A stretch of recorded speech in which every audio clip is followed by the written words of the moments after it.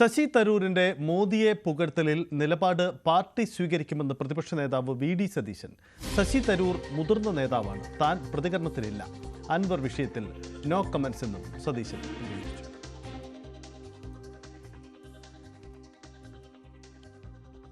ഞാൻ പറഞ്ഞില്ല, no comments എന്ന് പറഞ്ഞാൽ നോ കമന്റ്സ് ആണ്.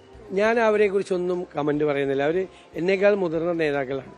അപ്പോൾ അവരെക്കാൾ മുതിർന്ന ബോഡി നമ്മുടെ പാർട്ടിക്കകത്തുണ്ട്, AICC ആണ്. അതിനെക്കുറിച്ചൊക്കെ കമന്റ് പറയേണ്ടത്. അദ്ദേഹം കോൺഗ്രസ് വർക്കിംഗ് കമ്മിറ്റി അംഗമായിട്ടുള്ള ഒരാളെ കുറിച്ച് ഞാൻ പരസ്യമായിട്ട് ഒരു കമന്റും പറയില്ല. അത് പാർട്ടി നേതൃത്വമാണ് എന്താണ് ആ കാര്യത്തിൽ തീരുമാനമെടുക്കേണ്ടത്.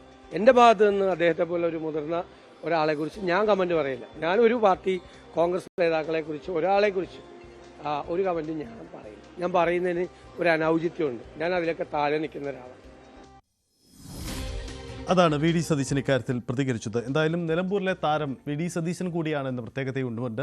നിലമ്പൂരിലെ മിന്നം വിജയത്തോടെ പാർട്ടിക്കും മുന്നണിക്കും ഉള്ളിൽ നിന്നും പ്രതിപക്ഷ നേതാവിനെതിരെ ഉയർന്ന വിമർശനങ്ങൾക്ക് പ്രതിരോധം തീർക്കാൻ കഴിഞ്ഞതിൻ്റെ ആത്മവിശ്വാസത്തിലാണ് യഥാർത്ഥത്തിൽ വി.ഡി. സതീശൻ്റെ ക്യാമ്പ്. അതേസമയം അൻവറിനെ നിസ്സാരമായി എഴുതി തള്ളിയതിന് കൊടുക്കേണ്ടി വന്ന വില ചെറുതല്ലെന്ന നിലപാടിലാണ് മറുവിഭാഗം.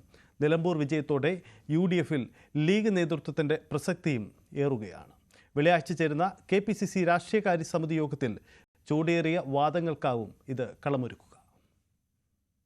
നിലമ്പൂരിൽ അടിപതറിയാൽ മുന്നണി ബന്ധം തന്നെ ശിഥിലമാകുന്ന രാഷ്ട്രീയ സാഹചര്യം. UDF-നുള്ളിലെ ലീഗിന്റെ അപ്രമാദിത്വത്തിനെതിരെ കോൺഗ്രസിൽ നിന്ന് തന്നെ ഉയരാനിടയുള്ള വിമർശനങ്ങൾ വേറെ. നിലമ്പൂരിൽ ജയം ഉറപ്പാക്കേണ്ടത് ലീഗിന് മുമ്പിൽ അനിവാര്യതയായി മാറിയത് ഈ സാഹചര്യത്തിലാണ്. സ്ഥാനാർത്ഥി നിർണയത്തിൽ ലീഗിന്റെ താൽപര്യം തടയപ്പെട്ടെങ്കിലും ഷൗക്കത്ത് വിരുദ്ധരെ അനുനയിപ്പിക്കാൻ PK കുഞ്ഞാലിക്കുട്ടി നടത്തിയ തന്ത്രപരമായ ഇടപെടലാണ് നിലമ്പൂരിൽ UDF-ന് അനുകൂലമായി മാറിയതെന്നും കോൺഗ്രസ് നേതാക്കൾ തന്നെ അഭിപ്രായപ്പെടുന്നു. അൻവർ 5000 മുതൽ 7000 വരെ വോട്ടുകൾ മാത്രമേ പിടിക്കൂവെന്നായിരുന്നു കോൺഗ്രസ് ക്യാമ്പിന്റെ കണക്കുകൂട്ടൽ. എന്നാൽ അൻവർ പിടിച്ച വോട്ടുകൾ 19,700-ലേറെ ആയതോടെ അദ്ദേഹത്തെ ഒപ്പം നിർത്തേണ്ടിയിരുന്നതിന്റെ അനിവാര്യത വീണ്ടും ചർച്ചകളിൽ നിറയുകയാണ്. തെരഞ്ഞെടുപ്പ് ഫലം വിലയിരുത്താൻ അടുത്ത ദിവസം ചേരാനിരിക്കുന്ന KPCC രാഷ്ട്രീയകാര്യ സമിതി യോഗത്തിൽ അൻവർ വിഷയത്തിൽ നേതാക്കൾക്കിടയിലുണ്ടായ അഭിപ്രായ ഭിന്നത ചൂടേറിയ ചർച്ചകൾക്ക് വഴിവെക്കുമെന്നാണ് സൂചന. PV അൻവർ ഒപ്പമുണ്ടായിരുന്നെങ്കിൽ ഭൂരിപക്ഷം 25,000 കടക്കുമായിരുന്നെന്ന രമേശ് ചെന്നിത്തലയുടെയും K മുരളീധരന്റെയും K സുധാകരന്റെയും പ്രതികരണങ്ങളോട് മറുചേരി കടുത്ത അമർഷത്തിലാണ്.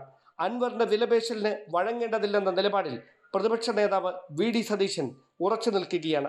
അതേസമയം PV അൻവറിനെ മുന്നണിയിൽ ഉൾപ്പെടുത്താൻ കഴിയാത്തതിൽ ലീഗ് ഉൾപ്പെടെയുള്ള ഘടകകക്ഷികളും കടുത്ത വിയോജിപ്പിലും. അതിനിടെ നിർണായക ഘട്ടത്തിൽ സതീശനെടുത്ത നിർണായക തീരുമാനമാണ് നിലമ്പൂരിൽ ത്രസിപ്പിക്കുന്ന ജയം സമ്മാനിച്ചതെന്നാണ് വി.ഡി. പക്ഷത്തിന്റെ വാദം. അൻവറിനെതിരെ പരസ്യ നിലപാടെടുത്ത ശേഷം രാഹുൽ മാങ്കൂട്ടത്തിൽ PV അൻവറുമായി രഹസ്യ കൂടിക്കാഴ്ചക്കെത്തിയതിന് പിന്നിൽ ഒരു മുതിർന്ന നേതാവിന്റെ ഇടപെടലുണ്ടായെന്ന നിലപാടിലാണ് ഒരു വിഭാഗം കോൺഗ്രസ് നേതാക്കൾ. യുവ നേതാക്കളുടെ റീൽസ് പ്രചാരണ രീതികളും രാഷ്ട്രീയകാര്യ സമിതിയിൽ വിമർശനങ്ങൾ ക്ഷണിച്ചു വരുത്തിയേക്കുമെന്നാണ് സൂചന. വരാനിരിക്കുന്ന തദ്ദേശ നിയമസഭാ തെരഞ്ഞെടുപ്പുകളുടെ മുന്നൊരുക്കങ്ങൾക്ക് നിലമ്പൂർ വിജയം UDF ക്യാമ്പിൽ ആവേശം പകരുമെന്ന് ഉറപ്പാണെങ്കിലും വിജയത്തിന്റെ ക്രെഡിറ്റ് ആർക്കാണ് എന്ന ചോദ്യത്തിന് ലീഗും കോൺഗ്രസും ഒരേ ഉത്തരം നൽകാനുള്ള സാധ്യത നന്നേ കുറവ്. തിരുവനന്തപുരത്ത് നിന്ന് ഡാൻ കുര്യൻ, News 18.